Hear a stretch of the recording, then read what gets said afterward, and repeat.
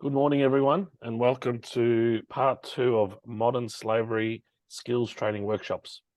Today's webinar, Introducing Policies into Your Business with Stephen Morse. Today, you're listening in using a computer speaker system by default. You will have the opportunity to submit questions to Stephen by typing them into the questions pane on the control panel. You may send in your questions at any time. We will collect these and address them during the Q&A session at the end. Dr. Stephen Morse is the CEO of Unchained Solutions. Based in Sydney, Stephen leads a team of modern slavery consultants who provide a turnkey solution to help Australian organisations to comply with the Modern Slavery Act 2018. Through his extensive research and lived experience abroad, Stephen demonstrates empathy for those who need to address modern slavery and shines a light on how leaders can innovate, engage, and embrace the opportunities to develop responsible business practices and resilient supply chains. So I'll now hand this over to Stephen. Great. Well, thanks, Tony. Thanks for the introduction. Welcome, everybody, to this skills-based workshop. We're going to go to no later than 1 o'clock, and my aim for the workshop is to try and finish around at least 10:45 to give opportunity for people to ask questions. You can put your questions in the chat. I probably won't be able to refer to them until to the end. So if you do have questions throughout, please keep them in mind, put them in the chat, and then we'll get to those questions towards the end. I'd like to begin with an acknowledgement of country, recognising that people are joining us from a number of places, even outside Australia. So today I'm speaking from Gadigal country, upon which parts of the northern beaches of Sydney are based. So in the spirit of reconciliation, Unchained acknowledges the traditional custodians of country throughout Australia and their connection to land, sea and community. And we pay our respects to their elders, past, present, and extend that respect to all Indigenous and Torres Strait Islander people here today. Well, let me begin. I'll just share my screen. So the first challenge of the webinar. There it is. All right. So I just wanted to give it a little bit to begin with, just a little bit of an introduction to who we are. So Unchained inspires Australian organisations to be leaders in making an impact on modern slavery. And we see the Modern Slavery Act, it's a Commonwealth piece of legislation. We want to see that implemented in every boardroom in Australia because we see that this is a very good vehicle. It does need some improvements, and we're expecting improvements to be coming soon, some recommendations. But we see this as a really good vehicle for business leaders to make a positive social impact in this space. And we pitch ourselves, we're an SME and also a social enterprise. And so we give a portion of our profits to ending modern slavery, and we fund other social enterprises who are part of the Freedom Business Alliance. They provide survivors of slavery with vocational training and meaningful employment, and they're scattered throughout the world. There's over 100 entities, mainly concentrated in Southeast Asia. So that helps us to connect with those communities. In terms of our value in the market, Unchained has a unique blend. We've got those on team who've got a lived experience of actually working in different contexts, and that includes myself and my wife, who are the owners of Unchained. And we've combined this with a knowledge of tools and expertise to assist organizations in a range of areas, including data analysis, assessment of risk, strategy, policy, and training. And we're really here to help organizations to accelerate in the UN Sustainable Development Goals, comply with the Modern Slavery Act, as well as the guiding principles on business and human rights as well. So there's a lot that can be achieved through addressing this issue. It's strategy analysis, training, documents, and research. And under those headings, then we have a number of services.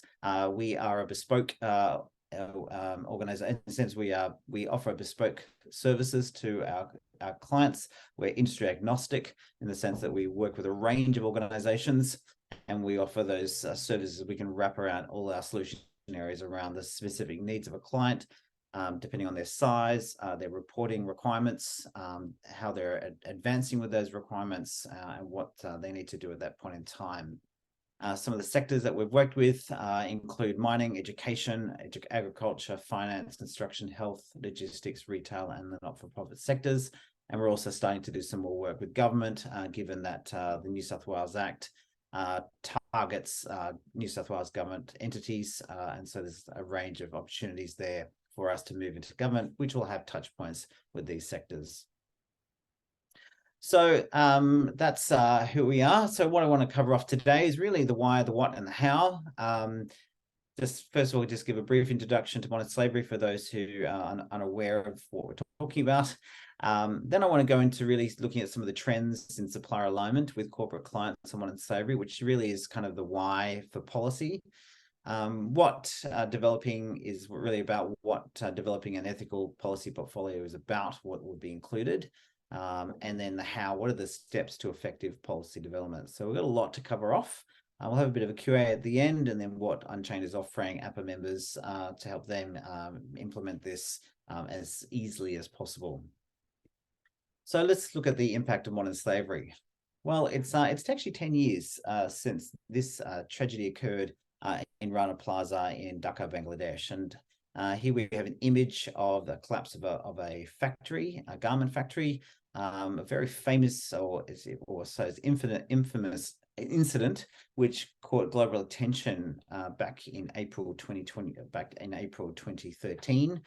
In this incident, more than 1,100 women were killed as the building collapsed. And despite their protests that there were concerns about the safety of the building, they were forced to remain in the building, and the building collapsed. And this really put a big spotlight on the issue of worker exploitation and the treatment of people, particularly in the garment industry, which I know is related or very much part of the merchandise and promotional products industry, which is why I'm raising it with you. Now we're 10 years on, and there's been lots of questions around to what extent we've advanced or things have changed. And I think whilst a lot of organizations and big brands have changed their practices and actually given a lot more attention into what is actually going on and how garments are being made, in some sense, the apparel industry has sped up, and particularly around the issues of fast fashion, and fast fashion often drives the exploitation because of the fast turnarounds, the lead times that require sewers to actually work extra hours and put their lives at risk in the process. So there have been some improvements in this space. There's been a lot of attention on the apparel industry, and yet there's still a lot that needs to be done. And this 10th anniversary reminds us of that, of what has been achieved in terms of legislation that's been in place since 2013, but there's still amount of work that needs to be done in this space. Modern slavery is the commodification of people for the purpose of exploitation and financial gain. And so when we're thinking about this issue, we're really looking at something which is contractual, something in which others benefit from the work of other people, and they're at a disadvantage. And the whole game of this is really about making money. And so modern slavery risk is really about making money. There are related issues around money laundering, financial crime, and for the trafficking of people. And so when we're thinking about this issue, we are looking at something which is very much transactional and contractual, and therefore it has a lot to do with business and how we actually address this issue. If we were to look more acutely around what modern slavery is, we could say that slavery is really the lack of choice, movement, and voice. For those who are in extreme forms of exploitation, lack choice, they lack opportunities to decide on how they're going to spend their time, spend their money, who they relate to. They might have lack of movement. They might be monitored and controlled in terms of where they go and who they associate with. And then lack of voice, that sense of agency, or the ability to speak out. And that can happen through a range of means. Modern slavery is also a legislative term, both used here in Australia and in the United Kingdom. And it comprises a range of violations. The biggest among them is forced labor, which is often what is occurring in factories where goods and services are being made. None of these violations work in isolation. They all work in tandem. And so we can say that, for example, a person who is trafficked, that is, they're bought and sold and taken across some border, they could actually then be forced into a situation of servitude or labor. They might be trafficked in the first place because they've actually fallen into debt bondage, in which case they need to service a debt. And the way to service that debt is to then be forced into a situation of compromise for them. Other violations include extreme forms of child labour, and also included under the Australian legislation is forced marriage, and there can also be something contractual around that as well. It's very difficult for us to actually identify a case of modern slavery, and so there are a number of indicators that we can point to, and from my perspective, the greater the cluster, the greater the risk. So we can consider issues around no pay or low pay, excessive work hours, and increased hours when there is a demand for a certain product line. There could be recruitment fees in excess of thousands of dollars in order to get a job, and that's often where the risks occur, particularly in the Australian context, around labour hire. Issues of lack of a contract, so that people don't actually have agency, so without a proper contract, or they might have a short-term contract, then if the contract expires very quickly, then they have no right to speak out. And they could also have the lack of identity, so their documents removed as well. Other issues include fines for non-compliance, fines for breaking, all sorts of issues. An unsafe workplace is a good indication, and that was certainly the case with Rana Plaza. And other sort of more psychological safety issues around coercion, threats, intimidation, and violence, both sexual and physical. All these play into the exploitation of people for financial gain. When it comes to the scope, the latest stats from the International Labour Organization say that there is at least 50 million people in situations of modern slavery. That is a big number and possibly a conservative number. The fact is that we don't really know the full details of all who are exploited. But we can say that there's probably at least 1 in 4 of those people are children.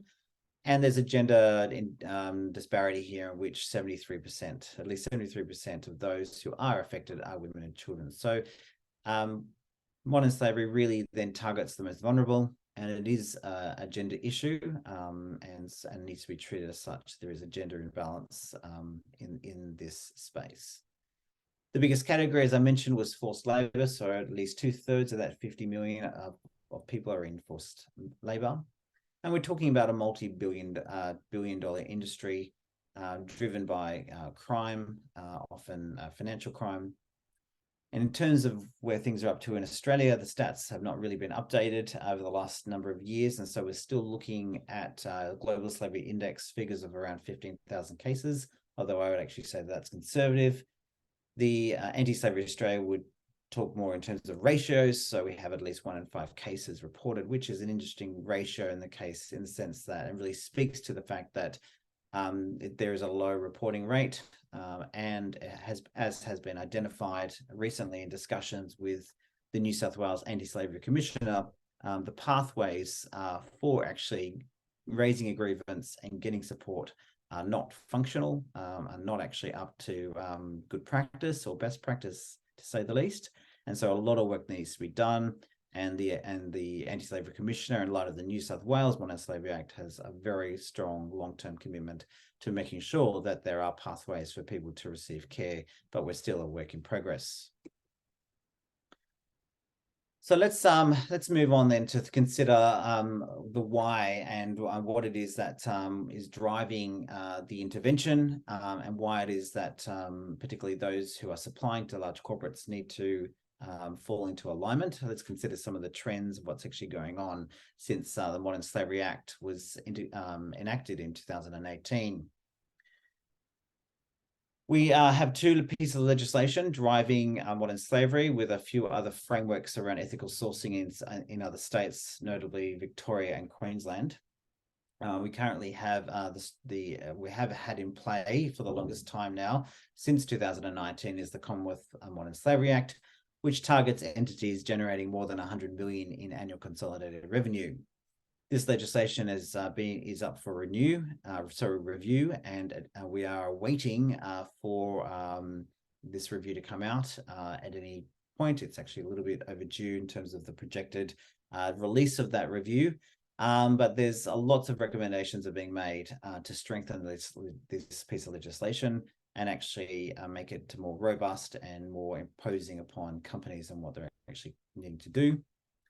Of just recent days, we have had the federal budget released, and in there, the Labor government has indicated that they will do more to drive the agenda around modern slavery risks in terms of allocating funds, especially for increased care provisions, as well as the appointment of a Commonwealth Anti-Slavery Commissioner, which actually would be a welcome change to how things are currently working out.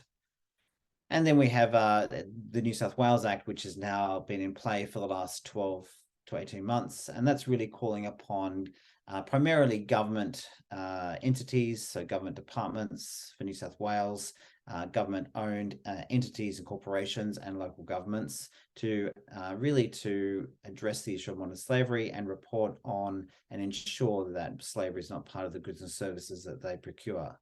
This is highly significant, considering that the New South Wales procurement is the largest procurer in the country, apart from the federal, where we would include defence spend. But New South Wales procurement is enormous, and there's a lot of work that needs to be done, and this will have a very big impact on small business. When we consider what the Modern Slavery Act is really asking for, we're thinking about three key words. We've got transparency, responsibility, and effectiveness. And those who report under this legislation need to demonstrate what they're doing to identify risks and be transparent about what they're finding. Once they've done that, then they need to work out how they're going to take responsibility and what are their obligations in regards to those risks, what is their relationship to those risks, and how they're going to make improvements. And those improvements could have to do with their internal governance frameworks and risk management strategy. And that responsibility could also to do with what they need to do with supporting suppliers and the and those who work for those suppliers. And that's a tricky area in terms of remediation and actually working out, discovering what does it mean to actually remediate effectively. All this takes very good governance and policy and implementation. And finally, the legislation asks for companies to report on the kind of impact that they're making. And this is also something which is complex to ascertain what kind of impact we're making and how do we actually measure the impact that we need to make. Just going to move through a few things which I've already mentioned. So as we look to where things are in terms of where we've been and where we're going, there's been a lot of work that's been done to talk about what needs to happen to strengthen the legislation. One of the weaknesses of the Modern Slavery Act as it stands at a Commonwealth level is that it actually lacks teeth. It asks companies to take reasonable steps, which is could be translated as choose your own adventure. And there's not a lot there in terms of actually asking companies to report on the due diligence work that they're doing. So there's a lot of recommendations, and we're expecting to see some of these implemented. For example, perhaps lowering the threshold to capture a broader market, perhaps introducing some level of fining for those who are not reporting when they should be, or providing misleading information to avoid greenwashing. More reporting on due diligence actions, so not just setting up frameworks and providing training, but actually taking more concrete steps to identify and address risk and report on that. The appointment of an anti-slavery commissioner to drive the conversation, particularly in the public space, and lead the implementation. To perhaps put a ban on products made by forced labor, and this would actually empower customs to actually limit products coming into the country. And finally, then there'd be a greater resourcing for research to actually get more clarity on what the risk is like, particularly in the Australian and the oceanic kind of context, in which a lot of the evidence is not new and potentially anecdotal. And so I think we need a lot more concrete information, which would help business understand the issues here. When it comes to some of the trends that we're seeing in what those corporate entities, those who are reporting, are asking suppliers to do, we've seen a shift. I've noticed a shift in terms of the conversations I've had in terms of what organizations are being asked to do. And this is in no sort of order, if you like. It's sort of just the general trends. So, for example, back in 2019, many suppliers were simply being asked to put together a very basic policy statement, a position statement in which they just stated that they stand against modern slavery. They may need to have completed a self-assessment questionnaire to declare what they have done or what they have in place in terms of policies and credentials to mitigate the risk, and then to align to the supplier code of conduct that's been issued by the large entity. We've seen a shift then from this into suppliers needing to develop their own ethical policy portfolio to actually then do more work around capacity building, at least at a high level around awareness training, to be onboarded upon a SaaS platform to actually be monitored so that the entity or the reporting entity can then monitor and track the progress of their suppliers, and then actually to participate and actually pay for a social audit in order to demonstrate compliance and alignment with the needs and demands of their clients and maintain that business. We're moving further into this where companies are now looking for small certifications. So they're important in terms of having certain ISOs or an SA, some sort of standards that you're actually abiding by. Moving from awareness training into more skills-based training, moving into not just being on a SaaS platform, but actually suppliers actually taking steps themselves to assess risk, to look at their suppliers, who they're supplying from, and actually identifying areas of risk themselves, and making a much more stronger commitment to ethical sourcing. So we're seeing this trend, and we suspect that this trend will continue, and it will be very interesting to see what the Modern Slavery Act, in terms of its review, and in what ways that will sort of strengthen the demands that reporting entities are putting on suppliers. And so this really raises the question of what are the key priorities for suppliers. There are three from my perspective. I think we definitely supply for our SME really needs to have a position statement, whether or not they're a reporting entity or not. And they really need to start thinking through their own policy portfolio, which is what we're here today to talk about, which has good procedures and is well integrated and socialized within their organization.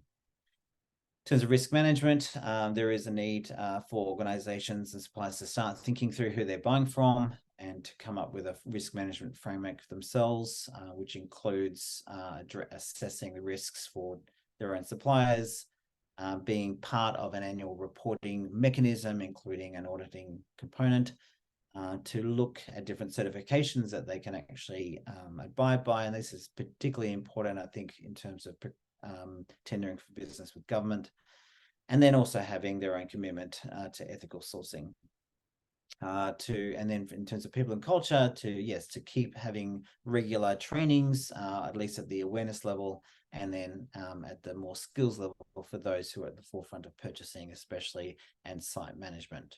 So these, I think, are the growing trends of what SMEs are being asked to do. And this, of course, does take a level of investment, a level of resourcing and support for small business. So as we then move in from the why into the what, then, well, what would be included in an ethical policy portfolio for suppliers? What is it, the kind of policies that need to be there?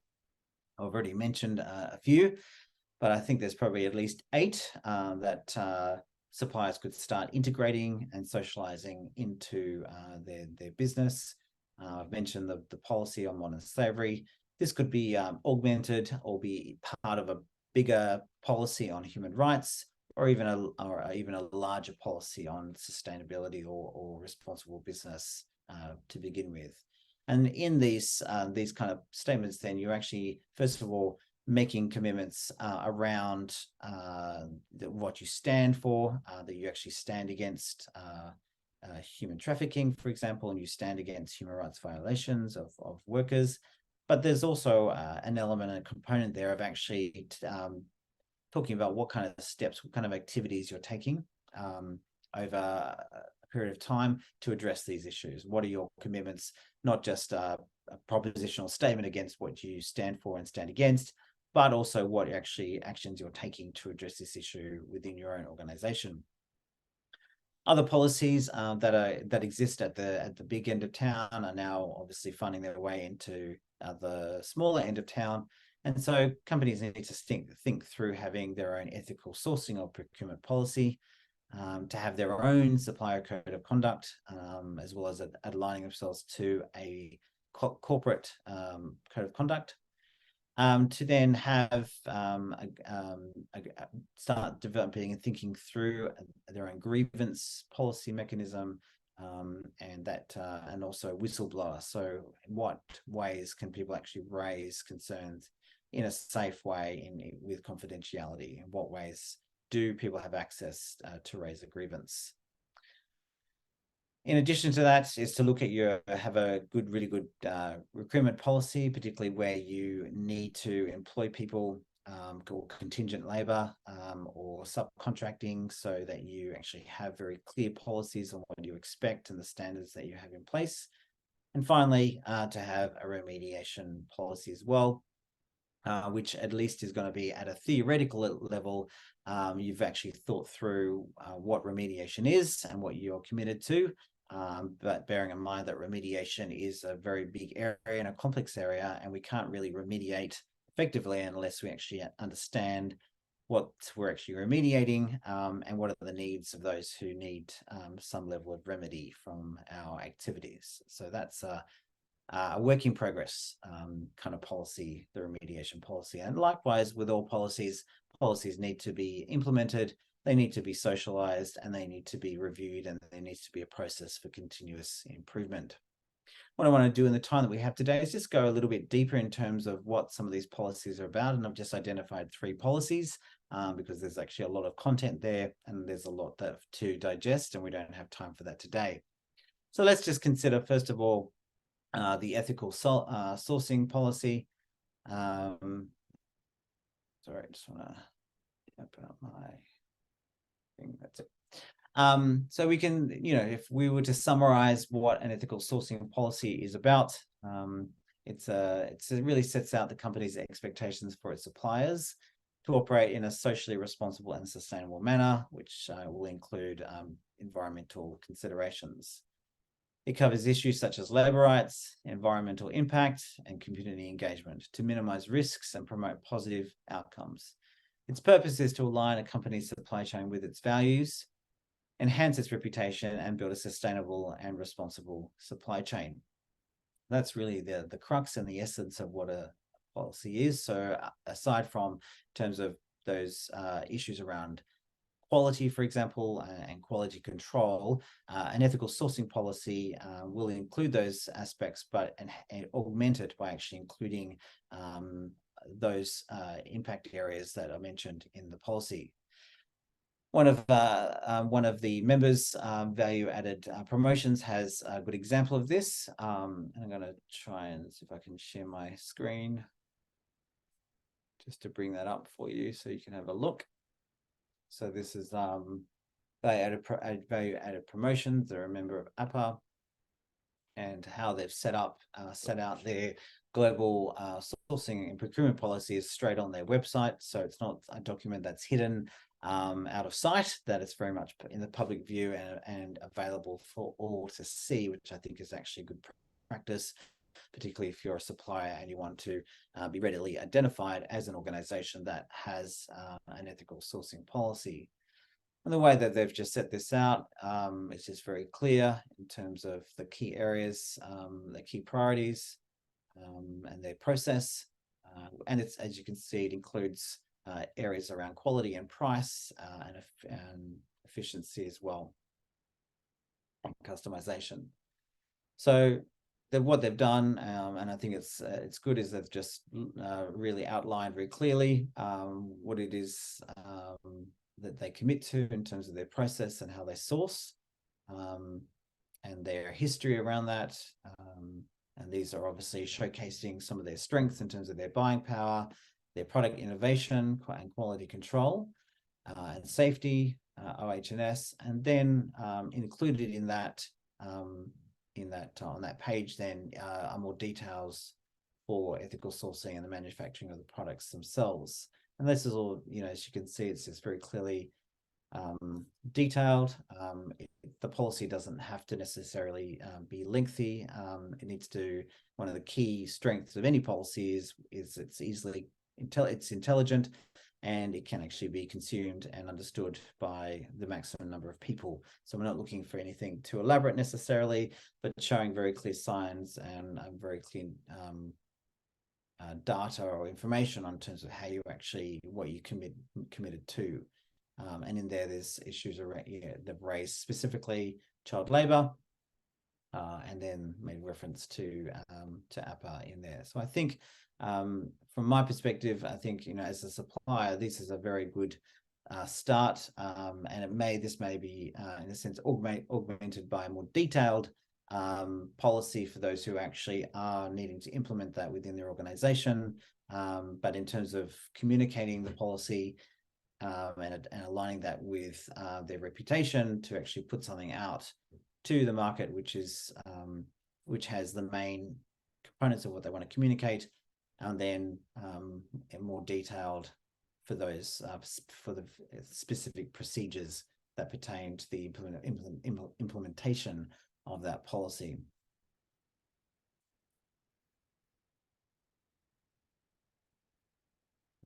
Show that on the right page. Good. All right.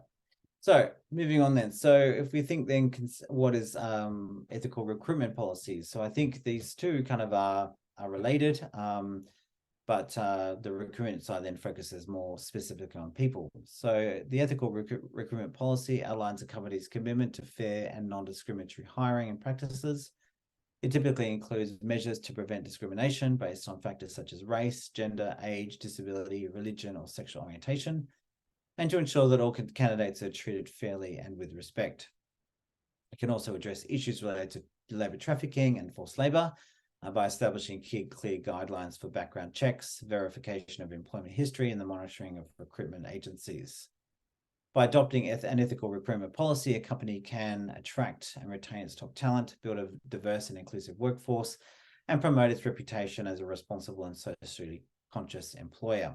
And so you're, again, similar to the ethical sourcing policy, a recruitment policy or an ethical recruitment policy will actually include a number of, and make reference to a number of impact areas, not exclusively to the exploitation to the point of human trafficking or forced labor, but actually include other issues around diversity and inclusion and broaden it out. So under the rubric of a diverse, safe workforce, then we're included in that are provisions around more extreme forms of exploitation. So they're not seen in isolation, it's just part of the bigger picture. You also notice here too, there's a need to articulate very clear guidelines around background checks, so that people will perhaps have the right visa, for example, that there's due process in terms of the way in which they come to the level of employment, that there are the risks around, for example, recruitment fees minimized, for example, and also that even though someone might come into employment through a family member, and it has been noted that that's often can be where the risks are, that despite that there's no sort of sense of nepotism, but actually that those who actually work in the organization are there and they're employed properly with the right checks and balances and alignment with an enterprise agreement in light of fair work legislation. So there's a lot that goes into an ethical recruitment policy, but it's important to, in a sense, couch it in broader terms. And finally, let's just touch base on the grievance policy and what that is. So a grievance policy is a set of procedures that outline how employees can raise and resolve complaints or concerns related to their employment, work, environment, or treatment by their colleagues or superiors. The policy typically includes steps for reporting grievances, such as identifying the relevant supervisor or HR representative, and a timeline for response and resolution. And that's important for any grievance mechanism, you can have the mechanism for a person to make complaints, but the organization needs to make sure that they have the capacity and the resources to respond to those complaints in a way that is timely, and that there's monitoring and there's accountability around that.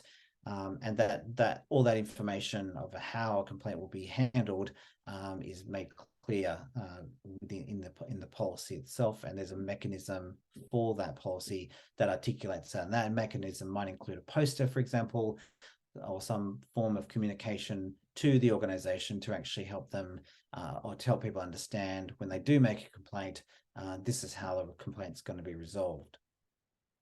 So should include provisions for confidentiality, protection against retaliation, and opportunities for mediation or other forms of dispute resolution. So this is where a grievance policy might also intersect with an improvement performance measures. An effective grievance policy can help to prevent workplace conflicts from escalating and can create a culture of open communication and transparency. By providing a fair and accessible process for addressing employee concerns, a grievance policy can also enhance employee satisfaction, retention, and productivity. Now, I've got an example of the policy itself, if I can find it quickly, because, yeah, I may not be able to. My link has disappeared. Okay, no, I'll just move on because I don't want to waste time. But Unchained, and I'll show you probably towards the end, Unchained has policies. Actually, yeah, no, I can't find it. Apologies about that. We do have a template. If I can bring that up. No, it's not going to work. Okay, that's fine. Unchained has a template to help organizations think through this issue. And one of the I think one of the dynamics of a grievance policy is to ensure that it's really it's a bit of a trial and error. Can be a work in progress because a grievance policy will include a function, a mechanism which people then need to use. Then part of the policy will be a component in which there's feedback can be given to ensure that the policy is effective and as robust as possible. So there we have, three policies and what they mean and why they're important. And so we can probably sort of safely say it's going back to that screen, all these policies will work in tandem with each other, but they're all important for addressing human rights violations, particularly modern slavery and other forms of exploitation. And they all play into the both the identification and the management of those risks. And one of the challenges for any of these policies is to make sure that there is a process for socialization, and there's also a process for review as well. Now, just moving on just quickly, because I'm just mindful of the time and I want to give opportunity for people to ask some questions. In this third section, I want to talk about how what are the steps for effective development policy for effective policy development, and I've already sort of highlighted some of those in terms of what I've spoken about today. But we'll sort of just to step back a little bit and sort of consider really what is a policy. Well, really a policy is a course of action pursued for a specific reason. It's a plan or course of action is specifically one of an organization or the government, and a course of action or thought to be prudent or tactically advantageous. It's a statement of principles for action, a position that guides decision-making and activities of the organization. And it's a course or principle action adopted by a government, party, business, or individuals. So even individuals have their own policies, written or unwritten. But really, it's about making sure that that everyone in the organization, whatever size and whatever the focus of the organization, is very clear on what the standards are, what is the position on this. If this was to happen, how do we respond? How do we make decisions? And what are the sort of the handlebars, if you like, the framework for operating within this organization? There needs to be a distinction between policies and procedures, because they're not the same thing. The policy will outline the what and the how, and the what and the why, and the procedure will detail the how. And this is important for many of the policies that we've mentioned today, is that you do have the standalone policy, but that actually those policies have some procedures attached to them, and there could be some detail that will, in a sense, provide the details of how that policy is to be carried out. And that will ensure that the policy doesn't just sit on someone's file on a shelf, if you like, that it's actually integrated into the organization. And part of that procedure could actually have to do with training. So that's the important thing about policies, is that they're living documents. They set the standard, but they're living in the sense that that people need to be able to use them, and that people can actually provide some feedback for continuous improvement. We've mentioned some of these already today, but there's a lot that will go into contextual factors that will influence the policy decision. One of the main ones driving the conversation today is obviously around law and government policy. So we have a Modern Slavery Act, and this is the government's policy. The policy is not directly related to those who are non-reporting entities.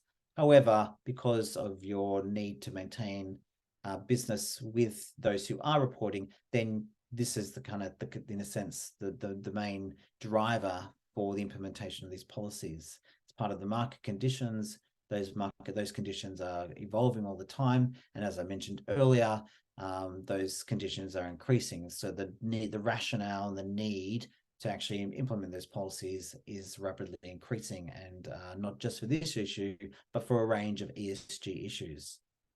And those policies will also reflect social values. And so, as we saw in the example from the APPA member, that putting those policies on your website is a very good way to reflects the social values out there.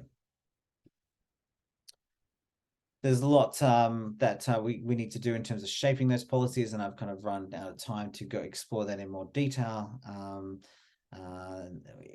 Really, a policy should be formed over time and with a number of stakeholders. There needs to be an appropriate level of analysis of data to provide the detail of what will go into that policy. That all needs to be reconciled and sort of summarized, if you like. It's important to see what others are doing in the market, perhaps your peers, to get some ideas in terms of benchmarking where your policy sits and how effective it might be.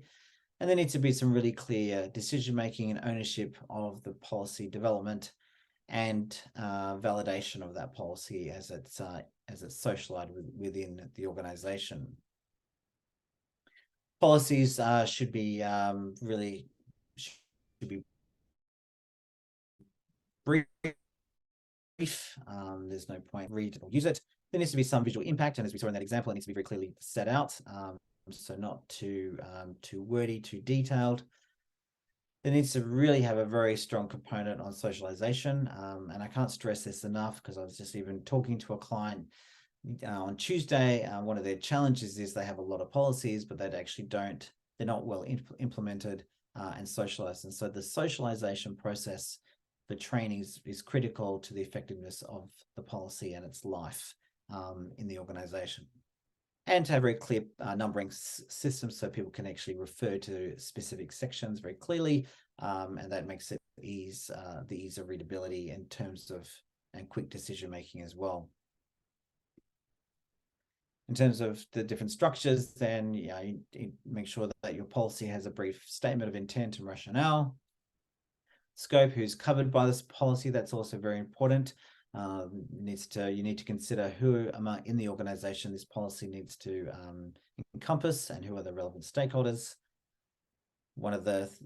From an organization may already have a recruitment policy, but that only pertains, for example, to the internal operations, and the question needs to be asked, does that now need to be expanded to encompass others in the organization? That is especially true for a grievance policy. Is a grievance policy or a whistleblower policy just for the organization, or is there now provision to include those who are outside, including members, external stakeholders, suppliers, employees of suppliers as well? So all those need to be considered. It's very good to have very clear definitions so people actually know what they're reading and what they're abiding to.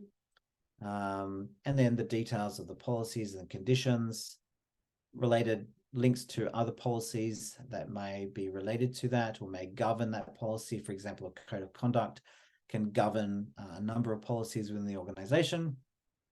The endorsement details, the name and the date, who's actually sponsored this policy and prepared it, and what is the renew date, perhaps in the next 6 months or 12 months, to make sure that the policy remains relevant. And then the contact person who can answer any questions on that as well. So that's kind of just the end in terms of how to put the policies together. And I'm just mindful of the time that we have, and I just want to sort of just pause there and to see whether or not people have any questions based on what's being presented today. Okay, Stephen, I'll just check for questions. We do have one from Nathan Kingston. The question is, are you aware the New South Wales government is implementing a public modern slavery register like the Australian government did? Is that a question or a statement? I think it's a question. Sorry, thank you. I think at this stage, it looks like in terms of what's been asked governments to do, government departments is not. My understanding at this stage is that there isn't a registry. However, that could change. So for example, and Dr. James Cockayne, who is the Anti-Slavery Commissioner, is in the process of developing a procurement strategy for government entities, and part of that, and he's doing that in conjunction with KPMG, who are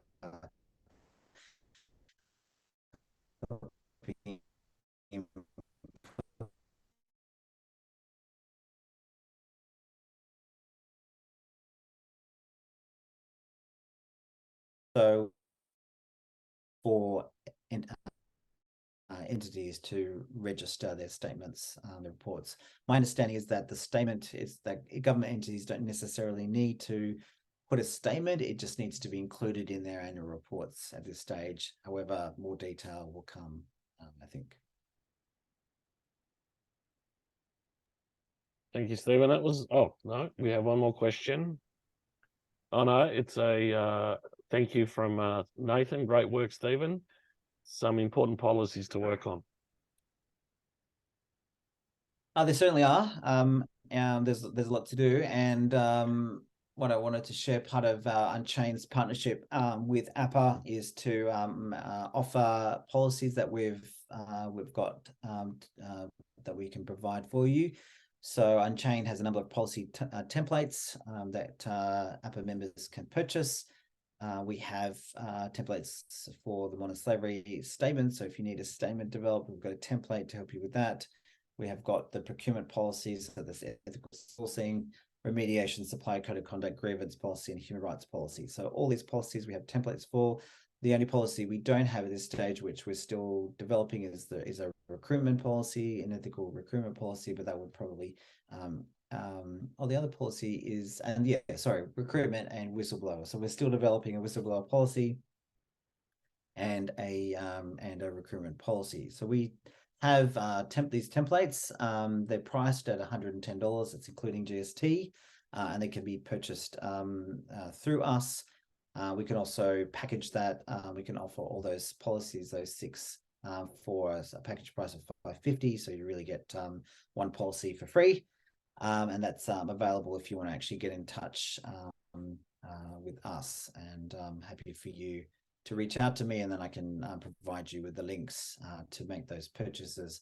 Or if you want to make the package price, I can actually then there'll be a special link for that as well. You can purchase these policies via your credit card, and you can also raise an invoice by invoice if you want to operate in that way. So we do have those policies there. and templates. And the idea of the template is that it's something that we expect organizations to not just put their brand on, if you like. Don't just put your name on it. Embedded within those templates, there are sections, there's sort of lines in parentheses and brackets for you to actually fill in some blanks. So it's a way to actually use the template as the base, but really think through your own context and what's actually important for you and your organization, what you might need to add or take out of that template. So it's fully customized to you, and we can certainly support you in that if you have any questions on that.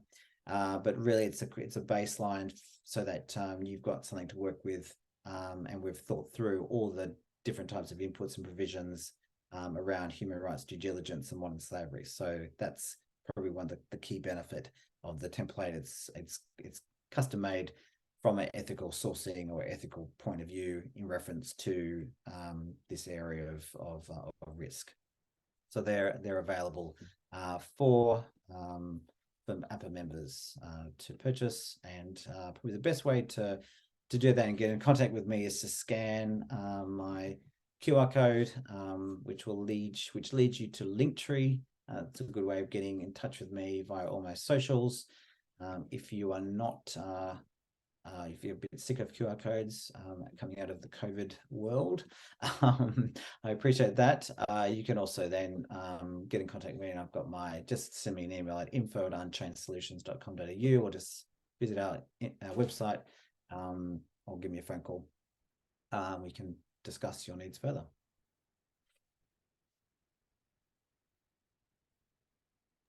Stephen, we just have one more question from Nick Lambert. Yep. Could you show the link on value-added promotions for the policy? Is that basically what you just covered, or? Yes, I did share that. Yes, let me where is it? Where is it gone? Here we go. Can you see that? I'm not sharing it yet. Reshare it first. There we go. There's value-added promotions. That's what they've got on their page.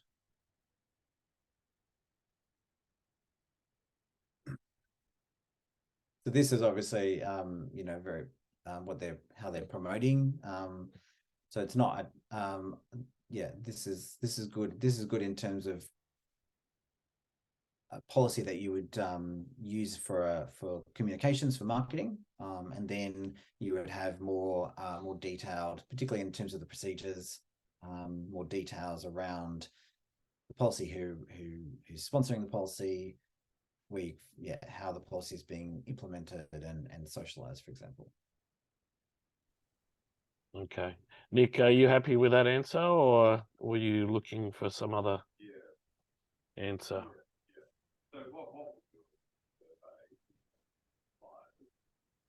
We'll take that as done. Awesome. Well, thank you, Stephen, for a fantastic presentation. Over the coming days, you will all receive a follow-up email with a link to view today's recording. The PowerPoint presentation and other relevant information. APPA members can reach out to Stephen via stephen.morse@unchainedsolutions.com.au or via LinkedIn. I will include this information as part of the post-webinar email. Again, thank you, Stephen. On behalf of Stephen and APPA, My pleasure. thank you to all our participants in joining us today, and I hope you all have a great afternoon. Thank you very much again. Thank you very much. Take care.